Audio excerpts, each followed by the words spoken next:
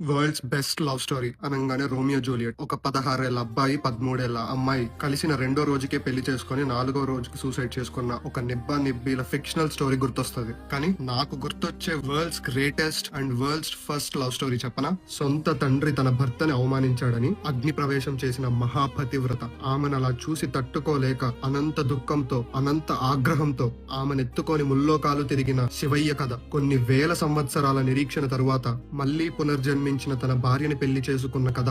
లోకానికే తల్లిదండ్రులైన శివపార్వతుల ప్రేమ కథ. కొన్ని వేల సంవత్సరాలు సతీదేవి పునర్జన్మ కోసం ఎదురు చూసిన ఆయన ప్రేమ. పతిని అవమానించాడని ఆ తండ్రి ఇచ్చిన దేహాన్ని త్యజించిన అమ్మ ప్రేమ. మళ్లీ ఆయన కోసం పుట్టడంలో ఉన్న ప్రేమ. ఇది కదా వరల్డ్స్ గ్రేటెస్ట్ లవ్ అంటే.